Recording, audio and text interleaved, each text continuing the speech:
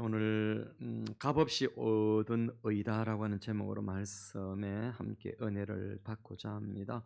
우리가 로마서를 계속 보고 있는데요. 로마서를 보면서 두 가지를 깨닫게 됩니다. 한 가지는 뭐냐면은 유대인들도 반드시 예수 그리스도를 믿어야 된다라고 하는 이 사실이고요. 또 이방인들도 마찬가지로 예수 그리스도를 믿어야 된다라고 하는 사실이에요. 유대인들은 하나님의 말씀 구약을 갖고 있잖아요. 그렇지만 예수 그리스도를 받아들이지 않았거든요. 그래서 이 사도 바울은 이 로마서를 통해서 계속해서 강조하고 있는 게 뭐냐면은 유대인의 우월성이 있지만은 유대인들도 우월하지만은 그런 하나님을 믿어야 된다라고 하는 것입니다. 반면에 이방인들에게도 예수 그리스도를 통해서 참된 자유와 그런 의를 누릴 수 있다라고 그렇게 강조하고 있습니다. 지난번에 여러분 시험 쳤는데 시험을 굉장히 잘 치셨어요. 다 90점 이상. 또 실수로 100점 받으신 분들도 계시고 또 그런 분들이 계셔. 잘하셨어요. 그 로마서의 주제가 뭐냐라고 하는 질문을 던졌는데 다 맞추셨어요. 칭의, 하나님이 의롭다 하시는 것. 누가 칭해 주느냐? 하나님이 칭해 주시는 거예요. 그 내가 내 스스로 의롭다 이렇게 말하는 것은 그건 옳지 않고 그것은 인정받을 수 있는 의가 아니에요. 최근에 이제 우리가 3월 달에 우리나라가 이제 대선을 하지 않습니까? 대통령을 뽑게 되는데요. 다 이제 그 대통령 되실 분들이 다 거짓말을 해요. 누구나 한 사람도 빠짐없이 어떤 거짓말일까요? 나는 죄가 없다 이거예요. 나는 의롭다라고 하는 것이죠. 그러나 어느 누구도 여러분 거기에 특정한 범죄는 안 질렀을지는 모르지만 우리 모두는 하나님 앞에서 의롭지 못하고 다 죄인이에요. 다 죄인이에요. 그런 면에서 오늘 이 본문에 하나님의 의, 값없이 얻을 수 있는 하나님의 의를 우리에게 제공해 주고 있습니다. 그래서 저는 이런 이제 하나님의 열심이라고 하는 그런 주제를 한번 여러분들에게 말씀을 드리는데요. 하나님의 열심이 오늘 본문에 나온단 말입니다. 그게 뭐냐면은 이미 율법과 선지자들에게 일러준 그런 사실이에요. 그게 뭐냐면은 하나님께서 이 율법 선지자들과 율법 이제 구약의 성경이죠. 구약 성경을 통해서 예수 그리스도를 통해서 얻게 되어지는 의, 믿음으로 얻게 되어지는 이 의를 선지자들이나 구약 성경을 통해서 미리 다 알려줬다는 겁니다. 미리 알려줬다. 그런데 여러분, 율법 오늘 보니까 율법이 아니다 그랬어요. 율법의 행위가 아니라 율법 외에라고 이야기했어요. 이게 뭐냐면은 율법을 통해서 열심히 선을 행함으로 인해서 의롭게 되어지는 줄 알고 율법을 행함으로 인해서 의롭게 되어지는 줄 알았던 그 유대인들을 향해서 그렇게 말하고 있는 것입니다. 율법 패싱, 율법 아니라는 거예요. 율법을 뛰어넘으라는 거예요. 율법을 통과하라고 하는 거예요. 죄인들에게 맞추어서 찾아오시는 하나님의 의가 있다라고 하는 것입니다. 율법이 아니라 율법 속에서 행위를 통해서 의롭게 되어지는 것이 아니라 그 율법과 선지자들을 통해서 주시는 메시지는 그게 아니라 바로 예수 그리스도를 믿음으로 얻는 의를 그렇게 말씀하셨다는 겁니다. 그걸 붙잡아라고 하는 것입니다. 여러분, 저와 여러분이 율법을 통해서 구원 얻고 율법을 통해서 의롭게 되어지는 것이 아니라 예수 그리스도를 믿음으로 의롭게 되어지는 줄로 믿습니다. 여러분, 이것이 하나님의 열심이에요. 어떤 열심이냐? 예수 그리스도를 통해서 자기 아들을 십자가에 못 박아서 죽이심으로 인해서 얻게 되어지는 이런 의를 베풀기 위해서 하나님이 갖고 계시는 그 의를 우리에게 주시기 위해서 자기 아들까지 죽이시는 그런 하나님의 열심 말이에요. 또한 이것을 이미 미리 여러분 선지자들을 통해서 율법을 통해서 다 미리 말씀하시고 계획하셨다가 그것을 때가 되면 이루셨다는 거예요. 여러분 이런 거 있죠. 뭔가 계획을 다 하고 작정을 다 했는데 그게 때가 되니까 내가 안 하는 경우도 있어요. 전에 제가 이제 그 개척 교회를 할 때 이제 교회가 성저 예배당을 이제 그렇게 새롭게 사고 또 이렇게 다 리모델링하면서 이제 그 헌금을 했어요. 근데 작정 헌금을 하신 분들이 계셨어요. 근데 작정 헌금을 하시는데 글쎄 그 뒤에는 어떤지 모르겠습니다만 제가 있는 동안에는 안 했어요. 안 한 분들이 계세요. 한두 분이 안 하신 분들이 계시는데 이제 마음에 막 충동을 받아가지고 작정하시는데 딱 때가 되니까 안 하시는 거예요. 우리가 어떤 순간에 갔을 때 안 할 수도 있어요. 못 할 수도 있고 또는 마음에 또 이렇게 시험이 들어서 넘어질 수도 있어요. 근데 우리 하나님은 자기 아들을 십자가에 죽여서 우리를 구원하실 거라고 하는 이 계획을 여러분 다 잡으시고 작정하셨다가 정말 자기의 사랑하는 아들을 사람의 모양으로 이 땅에 보내셔서 십자가에 돌아가시게 하는데 그대로 성취하시고 그대로 이루셨다는 거예요. 믿습니까? 이게 놀라운 것이죠. 우리는 마음에 말을 해놔놓고도 어떤 때가 되면 이루지 못하는데 하나님은 이미 다 계획을 하시고 선지자들을 통해서 다 말씀하신 것을 이루셨다는 겁니다. 그래서 저는 하나님의 열심이다 이런 제목을 붙여보는 것입니다. 그 하나님의 열심을 내신 이유가 뭐냐라는 거예요. 사람들이 열심을 내도 안 되기 때문에 그런 겁니다. 여러분 사람들이 아무리 노력해도 구원을 얻지 못합니다. 사람들이 아무리 자기가 의롭게 되고 싶어도 의롭게 되는 것 아니기 때문에 그런 것입니다. 그래서 로마서 3장 23절에 이렇게 말씀하시죠. 모든 사람이 죄를 범하였으며 하나님의 영광에 이르지 못하였더니. 그럼 대책이 뭐냐? 그 대책은 바로 자기 아들 예수 그리스도를 통해서 성령이라고 하는 하나님의 은혜로 의롭게 되어지는 거예요. 예수 그리스도의 십자가를 믿고 그 십자가의 보혈로 내 죄가 사함을 받을 수 있다라고 하는 이것을 믿을 때에 하나님의 그 의가 내 속에 심어져서 내가 의롭게 되어지는 것입니다. 이것이 바로 이것을 하나님의 열심이다라고 말씀드릴 수가 있는 것입니다. 그러면 하나님의 열심에 준한 삶이 되려면 우리가 적용하려면 세 가지를 말씀드렸는데 첫째는 우리의 삶의 반전에 감사를 해야 합니다. 무슨 반전이냐? 우리는 구원 받을 수 없던 자들이에요. 우리는 예수 그리스도로부터 멀리 있던 자들이에요. 우리는 이미 이방인이었고 이미 죽었었고 이미 심판을 받은 자들이에요. 그런데 여러분 우리가 구원을 받게 되어졌다. 우리는 다 죄인인데 우리를 의롭다라고 말씀하시는 것은 이 반전이 일어난 거예요. 반전이 일어난 거예요. 여러분 이게 얼마나 감사하니 지금은 여러분 그냥 그렇게 감흥이 없을 수 있는데 나중에 여러분 예수 그리스도께서 이 땅에 다시금 재림하시고 우리가 새하늘과 새 땅에 살게 되어질 때 거기에서는 그걸 경험하게 될 거예요. 그거.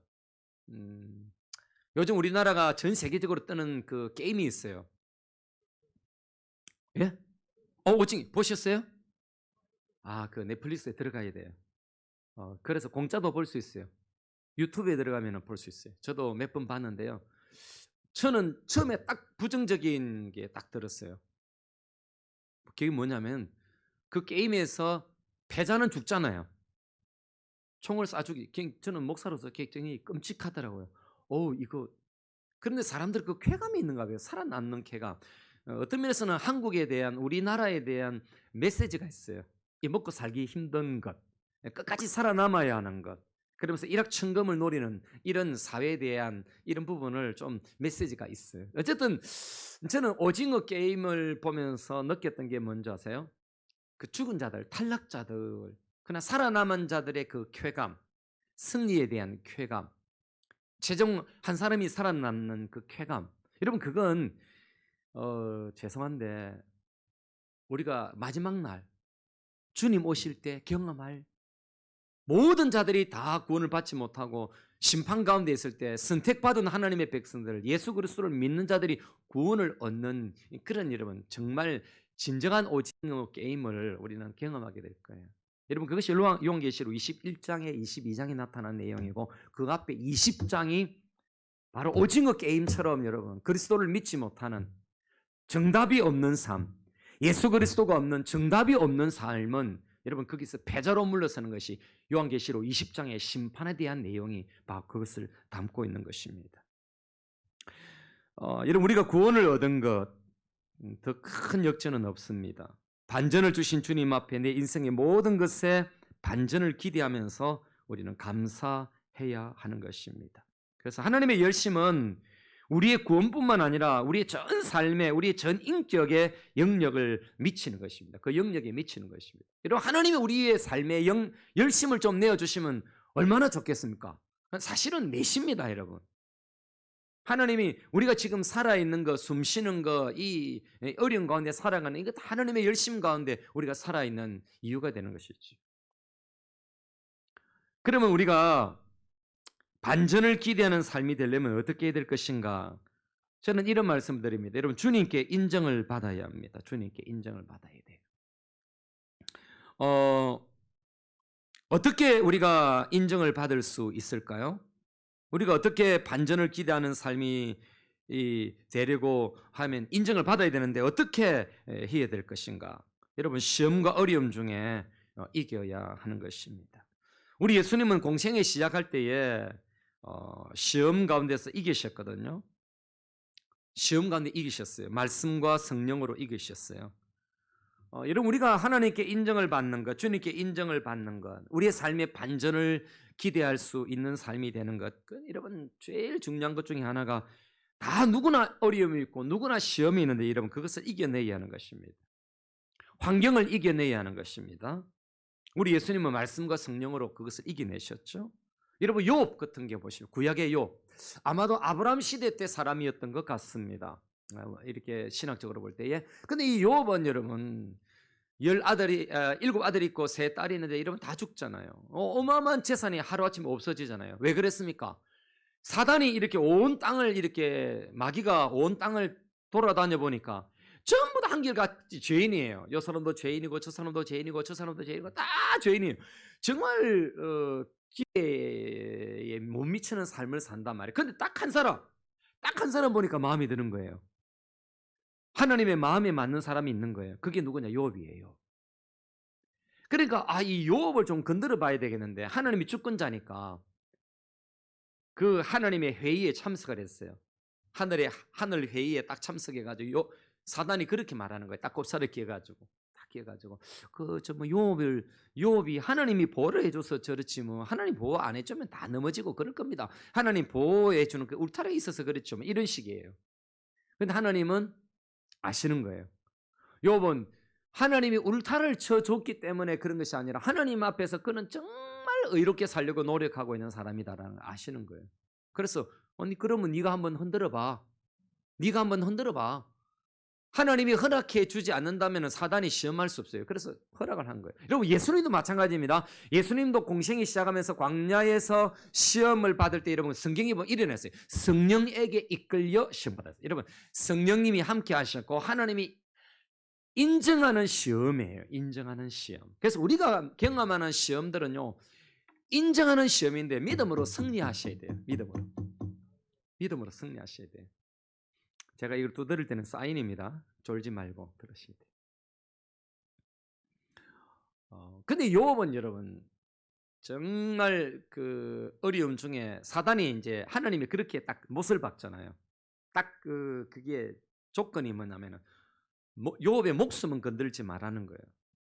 근데 여러분 자기 목숨 건드는 것보다는 더 마음이 아픈 게 누구 목숨입니까? 부모들은 자식, 내가 죽었으면 죽지 자식을. 근데 욥의 목숨은 건들지 않아요. 사실 또 욥 목숨 건드려 보면 게임 끝이에요. 그죠? 오징어 게임이 끝이에요. 끝. 완전 끝이에요. 근데 욥의 자식들을 건드리잖아요. 그리고 재산을 없애버렸다고요. 근데 어떤 사람은 그런 사람이 있습니다. 가로 열고 닫고 몇몇 사람이 있어요. 자식은 죽어도 자기 재산은 살아야 된다. 이런 사람이 있죠. 가끔 있어요. 자식은 죽어도 좋은데 내 재산은 건들지 마라. 그런 사람이 있어요. 그런 조항에 해당이 될까 싶었어요. 여러분, 욥의 재산까지도 흔들어 봤어요. 근데 욥은 자식이 죽어도 10명의 자식이 죽어도 흔들림이 없었고 재산이 다 날아가도 흔들림이 없었어요. 그럼 마지막에 흔들 사람 누굴까요? 최 집사님, 집에서 집사님을 제일 많이 건드는 사람. 자식보다는 아내이겠죠? 박정희 집사님을 가장 많이 흔드는 사람 누굴까요? 당연히 남편이게 남편. 이 요업의 아내가 그렇게 나타나가지고 너 당신 하느님 부인하고 그렇게 부인해라 막 죽으란 말이야. 어떻게 당신 그럴 수 있느냐 이렇게 막 그 비방하잖아요. 그런데도 요업은 흔들림이 없었어요. 그래서 요업기 마지막까지 가보면 요업은 흔들림이 없었어요. 친구들이 와가지고 그 세 명의 친구가 흔들어도 나중에 그 한 사람까지 엘리후까지 와서 그렇게 흔들어도 요업은 흔들림이 없어요. 흔들림이 없었어요. 정말 흔들림이 없었어요.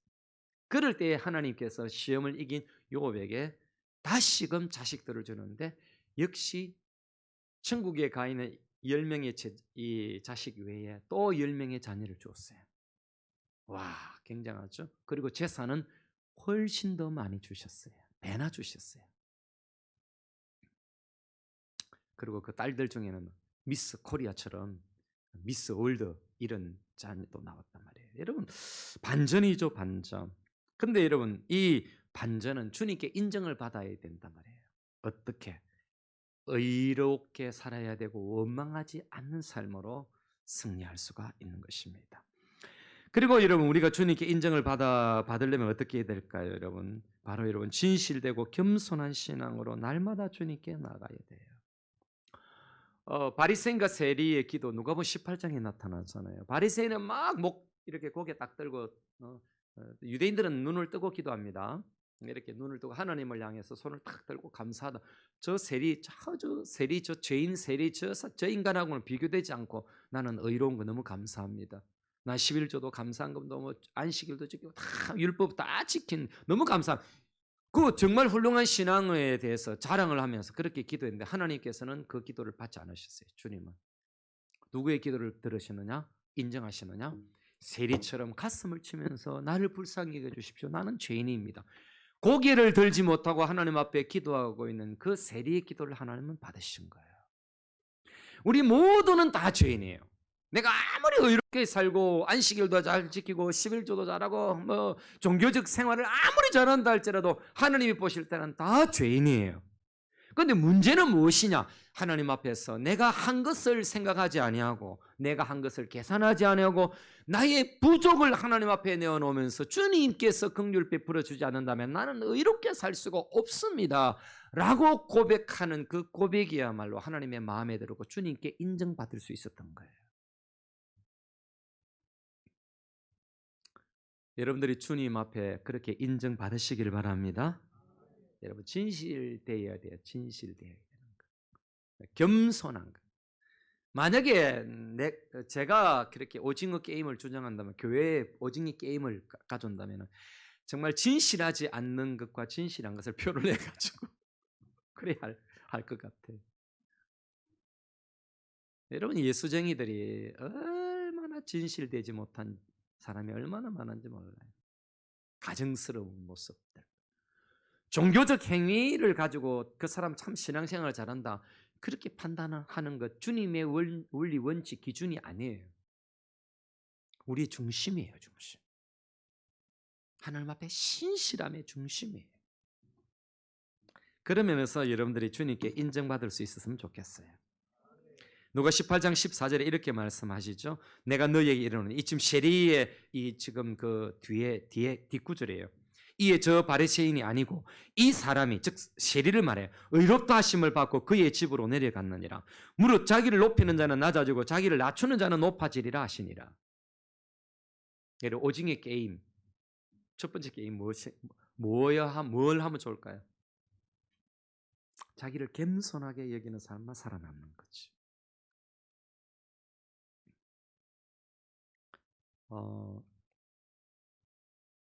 교회는 글쎄 교회가 뭘까? 뭐 많은 정의를 내릴 수 있지만은요. 교회는 공동묘지와 같은 것이 교회가 아닌가? 저는 그렇게 한번 정의를 내리고 싶어요. 진짜 죽는 사람은 사는 것이 교회고요. 막 살아있다라고 내가 살아있다고 펄펄 그리고 살아있는 것은 죽는 것이 교회가 아닌가? 저는 그런 생각을 해봐요. 교회는 죽어야 돼요. 여러분 큰 교회 가보세요. 뭐 저도 뭐 조금 사이즈 있는 교회에 있어봤지만 여러분 아우 그냥 사람 냄새가 풀풀 나요. 교만하고 교회에서 자기가 대장 되고 싶고 인정받고 싶고. 여러분 우리 큰나라 교회는 그런 교회가 안 됐으면 좋겠습니다. 아유 그거 직분 그거 뭐예요? 예? 이장로님 그 직분 그게 뭐예요? 아무것도 아니에요. 주님은 이 명찰을 보시는 게 아니고 그 명찰 뒤에 있는 중심을 보시는 분이에요. 여러분들이 아무리 종교적 열심을 낸다 해도 주님이 보시는 건 종교적 열심 그 이면에 내 마음의 신실함으로 겸손하게 주님을 섬기는 거 그거 보시는 거예요. 그래서 과부의 두 렙돈을 더 기뻐하셨잖아요. 그게 유대인들의 그 헌금궤는 좀 요상하게 생겼어요. 나팔처럼 생겼어요. 탁 넣으면 밑에서 그게 소리가 난단 말이에요. 많이 넣는 사람은 소리가 크게 나겠죠. 짜랑짜랑짜랑하게. 근데 과부는 두 개 넣으니까 딸랑딸랑 두 개밖에 소리가 안 난 거예요. 근데 진심으로 주님께 드렸어요. 자기가 갖고 있는 모든 것 정말 하나님 앞에서 부끄럽게 드린 거예요. 근데 주님은 그걸 더 크게 인정하셨어요. 반면에 여러분 부자들이 넣는 헌금 기뻐하지 않으셨어요. 왜? 자기 자랑하면서 교만하게 연복교에 넣기 때문에 그렇죠. 여러분 두 번째로 하나님의 열심에 준한 삶. 이런 복의 자리에서 승리하며 살아야 합니다. 심판받을 자리에서 우리가 무죄 방면을 받았다면은 우리는 자유로운 영혼이에요. 그래서 이 자유를 방종으로 쓰면 안 돼요. 자유를 방종으로 쓰면 안 돼요. 이 놀라운 정체성의 복을 여러분 우리의 삶의 가장 중심에 두고 승리의 삶을 살아야 합니다. 그러면 승리의 삶이 되려면 어떻게 해야 될까? 제가 4가지 정도만 이렇게 말씀드려요. 첫째는 환경에 눌리지 말아야 돼요. 환경에. 풍랑이는 바다를 건너가던 우리 예수님과 제자들의 그 배 보십시오. 예수님은 환경에 눌리지 않잖아요. 근데 제자들은 환경에 눌려요. 우리가 믿음 좋을 때는 대개 보면 믿음이 좋을 때는 환경이 다 좋아가지고 뒷받침해줘가지고 막 믿음이 좋은 척해요. 근데 믿음이 그냥 환경이 그냥 확 뒤집어지고 풍랑이 일면은 믿음이 쏙 그냥 줄어드는 것은 그건 제가 볼 때는 바구니 신앙이에요. 바구니 신앙. 물속에 바구니 담아 이렇게 넣으면 어떻습니까? 담그면은 물이 풍성하죠. 쑥 들면 어찌 됩니까? 다 빠져나가는 그런 신앙이에요. 환경에 눌리지 마셔야 됩니다. 두 번째는 상황에 주눅들지 말아야 돼요. 여러분 골리앗 앞에 다윗 보세요. 그 상황에 주눅들었나요? 아니에요. 그 골리앗 넘어 계시는 하나님을 본 거예요. 근데 우리는 항상 골리앗을 봐요. 골리앗을. 그게 너무 크게 보이는 거예요. 여러분에게 골리앗이 누굽니까? 여러분의 가정에 누가 골리앗이고 여러분의 삶의 현장에 누가 골리앗이에요? 누가 그 하나님을 맡고 있고 여러분의 신앙을 맡고 있어요? 그것 여러분 없애야 되는 것이지요. 그게 주눅들지 말아야 되는 거죠. 그리고 여러분 세상의 방해 주파수에 갇히지 말아야 됩니다. 세상에 어마어마한 주파수가 많아요. 여러분 라디오 보십시오. 여러분 AM도 있고 FM도 있고 FM도 1이 있고 2가 있고 막 있단 말이에요. 근데 각마다 주파수 그 채널의 수가 있어요. 번호가 있어요. 이 공중에는 알지 못하는 전파들이 많단 말이에요. 근데 우리가 맞출 전파는 여러분 바로 하나님의 나라에 대한 하나님에 대한 전파를 맞추고 살아야 돼요. 수많은 세상의 전파가 많다니까요. 우리를 유혹하고 우리를 넘어지게 하는 수많은 전파들이 많다고요. 여러분 휴대폰 보십시오. 우리 지금 여기 앉아 계시는 분들 휴대폰 다 갖고 계시잖아요. 제가 딱 눌리면 누구에게 딱 전화를 걸자면 그 사람에게만 가죠. 근데 얼마나 이 지금 우리가 보이지 않는 공간에 주파수들이 전파가 많겠어요. 근데 그 사람에게 가잖아요. 내 휴대폰 연결된 사람에게만. 우리는 여러분 수많은 세상의 전파들이 있지만은 많은 것들을 우리 혼란스럽게 하고 힘들게 하는 그런 주파수가 있지만은 우리의 주파수는 오직 천국에 맞춰야 되고 우리의 전파는 오직 그분과 맞추어져야 될 줄로 믿습니다. 그래야 여러분 하나님께 인정받을 수 있는 것이고 복의 자리에서 승리할 수가 있는 것이지요. 그리고 여러분 제가 믿음 생활하면서 느끼는 것 중에 하나가 부정적인 말 속에서 벗어나는 거예요. 부정적인 말. 하와를 꼬신 게 뭡니까? 사단이 부정적인 말이거든요. 부정적인 말. 그러니까 최초의 대화가 나오는데 그 대화 첫 번째 대화가 여러분 바로 여러분 사단과 하와의 대화예요. 신기하게도. 그런데 그 대화는 그 말에는 유혹이 있었고요. 그 말 속에는 부정적인 것이 있었어요. 우리는 그걸 이겨내야 돼요. 그래야 승리할 수 있는 것입니다. 뿐만 아니라 여러분 승리하려면 우리의 정체성과 미래에 대해서 확신을 가져야 돼요. 신명기 33장 29절 말씀 정말 귀중한 말씀이에요. 여러분 이거 뭐 자녀들에게 늘 축복의 메시지로 늘 주셔도 좋아요. 이스라엘이여 너는 행복한 사람이로다. 여호와의 구원을 너같이 얻은 백성이 누구냐? 그는 너를 돕는 방패시요 내 영광의 칼이시로다. 내 대적이 내게 복종하리니 내가 그들의 높은 곳을 밟으리로다. 여러분 여기에 구원의 과거도 있고 현재도 있고 미래도 있어요. 너 옛날에 구원받은 백성 아니냐라는 거. 이스라엘 백성들을 보고 이 신명기에서 여러분 너 모세가 너 이스라엘 백성들은 너 진짜 복받은 사람들이다. 온 열국의 사람들이 많지만 작은 민족인 이스라엘 민족을 그 애굽에서 구원하지 않았느냐. 너 복받은 사람이라는 거예요. 그런데 어디에 미래가 어디에 있습니까? 높은 곳을 밟는다. 이 높은 곳을 밟는다는 것은 이 고대 근동의 문화를 아셔야 되는데요. 고대 근동의 산 있죠, 산. 산 꼭대기는 반드시 신이 거기 있다고 생각했어요. 그래서 사람들은 산 꼭대기에 항상 근접하지 못했어요. 왜? 거기는 그 산의 정상은 신의 영역이라고 생각했어요. 그런데 하나님의 백성들이 가장 높은 곳을 밟는다는 것은 여러분 이방인의 신들의 신전들을 깃밟고 거기에 즉 가나안 땅을 정복하고 그곳을 정복하게 될 것이라고 하는 그런 미래에 대한 그런 메시지가 된단 말이에요. 그래서 그냥 읽으면 모르지만은 이런 배경을 알면은 신명기 33장 29절의 말씀은 미래에 하나님께서 분명히 너희들과 그렇게 함께 해 주실 것이다라고 하는 그런 승리의 삶에 대한 확신을 심어주고 있는 것입니다. 우리가 그런 곳을 살게 되죠. 우리가 새하늘과 새 땅에서 그렇게 우리는 살게 될 것입니다. 이런 하나님의 은혜가 우리에게 있을 것입니다. 마지막으로 세 번째는 여러분 하나님의 열심에 준한 삶, 세 번째는 하나님과 깊은 교제하고 살아야 합니다. 여러분 의롭다라고 칭의로 말미암아 하나님의 영광에 이른 삶이 되었기 때문에 우리는 하나님과 깊은 교제의 삶을 살아야 합니다. 성령님 안에서 하나님을 누리면서 동행하는 삶이 되어져야 합니다. 여러분 교제의 삶이 뭘까? 세 가지 정도로 제가 앞쪽에서 말씀드렸는데 첫째는 우리가 그리스도로 옷 입고 그분 가까이 살아가는 겁니다. 그분께 가까이 가는 것, 그분과 동행하는 것. 여러분 개인의 영성이죠. 개인의 영성. 우리가 예배 한번 드리는 것으로 내 개인의 영성을 끝냈다라고 생각하지 마시고요. 정말 매일의 삶에 매 순간 그리스도로 옷을 입어야 돼요. 두 번째는 여러분 하루 일과 중에 정말 시간을 떼어서 조용히 하나님을 만나는 시간이 있어야 돼요.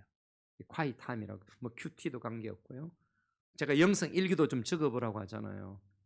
저는 여러분들에게 묵상글을 여러분들에게 보내잖아요. 제가 지난주 말씀드렸죠. 제가 그거 하나를 만들려면요. 묵상하고 또 연구하고 고민하고 한 2시간 정도 그렇게 시간이 걸려요. 때로는 새벽에, 때로는 아침에, 뭐 때로는 낮에 시간을 정해서 저는 그렇게 합니다. 우리가 하나님께 일방적으로 기도하는 것도 중요하지만은 급할 때는 하지만은 하나님이 내게 뭘 원하시는지를 듣는 것이 중요해요. 아까 제가 주파수 이야기했잖아요. 우리는 항상 영적 주파수를 이 안테나를 높이 뽑아가지고요. 하나님이 우리에게 뭘 말씀하시는지 좀 들을 수 있어야 돼요. 여러분 부부 사이에 문제가 생기는 것 중에 하나가 뭐예요? 예? 경청 안 하는 거죠. 안 들어주는 거죠.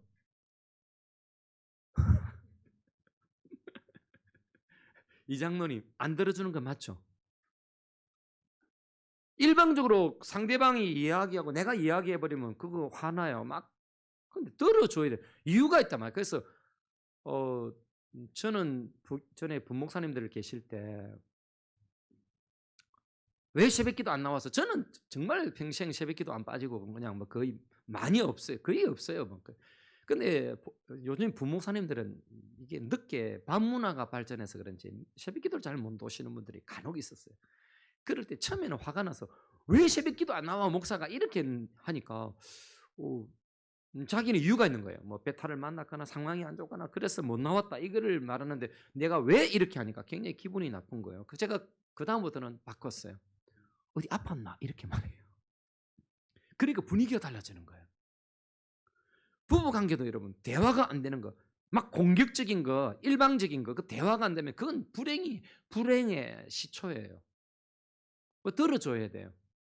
하나님도 어떤 걸 좋아하시냐면요, 일방적으로 하나님 주십시오 그 와가지고 막 새벽이고 저녁이고 낮이고 하나님 앞에 막 얘기하고, 하나님 그래 어떻게 죽고 하나님 말씀하려면 그냥 집에 들어가 버리는 거예요. 아멘 갖고 가버리는 거예요. 야야, 나도 네에게 무슨 말을 하고 싶고 네에게 응답을 주고 싶고 네에게 부탁할 것이 있는데 그건 안 듣는 거예요. 짝사랑이 잘 이루어집니까? 여러분 연예인들 막 좋아한다고 TV에 막 여자아이들 보면 막 짝사랑하고 그러잖아요. 그거 안 이루어집니다. 이루어지는 건 한 사람밖에 없습니다. 하나님에게 우리가 일방적으로만 가지 말고 하나님과 교제하라는 거예요, 여러분. 이것이 여러분 하나님과 깊은 교제의 삶입니다. 그리고 여러분 우리가 하나님 기뻐하시는 소금과 빛으로 하나님 영광 드러내야 되겠죠. 그런 삶이 있어야 되는 것이죠. 그러니까 여러분 개인의 영성, 또 골방의 기도, 또 세상에서의 예배, 이런 것이 있어야 되는, 내 개인이 하나님 앞에 잘 있어야 되고, 뿐만 아니라 내가 하나님 앞에 골방의 기도로 가야 되고, 또 세상에서 하나님이 기뻐하시는 그런 삶을 살아야 하나님이 동행하시고 하나님이 기뻐하신다, 이 말이에요. 여러분 말씀을 맺으면서 우리가 하나님의 영광에, 오늘 본문에 이렇게 말씀하신 하나님의 영광에 이르지 못했다. 그럼 우리가 하나님의 영광에 이른다라고 하는 건 뭡니까? 예수 그리스도를 통해서 우리가 오늘도 천국 시민증을 달고 살아가는 하나님의 백성으로서 하나님의 나라에 합당한 삶을 살아야 하는 것입니다. 아까 말씀드린 것처럼 하늘나라 주파수에 맞추어서 살아야 돼요. 그분이 뭐라고 말씀하시는지 들어야 돼요. 그 북한 사람들, 제가 탈북민들 그 유튜브를 자주 보거든요. 굉장히 흥미로워요. 그분들은 정말 전파 선교사예요. 북한 사람들에게 거기 가거든요. 그 들으면서 충격을 받게 되는 거죠. 그분들이 한국에 대한 뉴스, 또 한국의 드라마 이런 것들을 많이 보고 오셔요.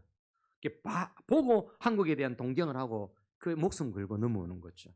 울부가는 거죠. 여러분, 저는 그걸 보면서 우리가 하나님께 항상 주파수가 맞추어져 있으면 우리가 주님의 나라에 가면은요, 크게 놀라지도 않고 기절도 안 할 거예요. 그렇게 살아야 되는 거죠. 그분들 중에 이런 말씀해요. 남한에 와가지고 너무 충격받고 막 기절하는 게 없었나? 안 했대요. 왜? 드라마에서 남한 사회를 너무 많이 봤기 때문에. 우리는 새하늘과 새 땅에서 우리가 살게 되지만은 이 땅에서 하나님의 나라를 누리고 살아야 되는 것입니다. 연습하고 이곳에서 미리 경험해야 되는 것입니다. 그래서 요한 1서 1장 6절에서 7절 말씀 이렇게 말씀하시죠. 만약 우리가 하나님과 사귐이 있다고 어둠에 행하면 거짓말을 하고 진리를 행하지 아니함 이거니와, 그가 빛 가운데 계신 것 같이 우리도 빛 가운데 행하면 우리가 서로 사귐이 있고 그 아들 예수의 피가 우리를 모든 죄에서 깨끗하게 하실 것이다 라는 거죠. 말씀을 맺습니다, 여러분. 우리가 하나님의 은혜의 열심으로 예수님을 믿음으로 의롭게 된 이 은혜를 우리는 감추지 말고 드러내야 됩니다. 등불은 등경 위에 두어야 하는 것처럼 말이죠. 뿐만 아니라 여러분 우리가 천국 시민에 걸맞게 하늘을 향한 영적 안테나를 항상 뽑아서 민감하게 사셔야 합니다. 여러분 부부 사이도요 민감해야 돼요. 일방적이지면 안 돼요. 제가 읽은 글 중에 굉장히 충격적인 부부 관계에 대한 글 중에요. 이런 말씀 드리면 또 여러분들이 어떻게 생각할지 모르지만은 그 남편은요 닭다리를 굉장히 좋아하셨대요. 근데 아내는 날개를 좋아하시는 거예요. 날개를. 근데 통닭을 이렇게 사면 항상 남편이 다리를 가지고 아내에게 주는 거예요. 아내는 날개를 먹고 싶은데 계속 닭다리를 주니까 화가 나는 거예요. 그 남편이 그랬대요. 아니 왜 당신은 닭다리를 왜 안 먹냐? 내가 좋아서 그냥 주는 건데. 그 아내가 그 말했대요. 나는 날개를 좋아한다. 근데 그게 그 대화가 어디서 이루어진 줄 아세요? 법정에 가가지고 이루어진 거예요. 오래 살면서도 아내가 뭘 원하고 남편이 뭘 원하는 거를 모르고 부부는 산 거예요. 우리는 하나님이 뭘 원하시는지, 우리가 의롭다라고 칭함을 받고 하나님의 백성이 되어졌다면요, 그 의로운 백성으로 우리는 어떻게 살아야 할지를 고민해 봐야 하는 것이지요. 여러분들이 이 칭의에 대한 선물을 값없이 얻은 이 의를 가지고 하나님의 기쁨이 되어지고 하나님의 마음에 맞는 삶으로, 그래서 여러분 세상에 파송된 하늘의 선교사로, 하늘 첩보원으로서 이 땅 가운데서 여러분 사셔야 합니다. 그렇게 사시기를 주님의 이름으로 축원합니다.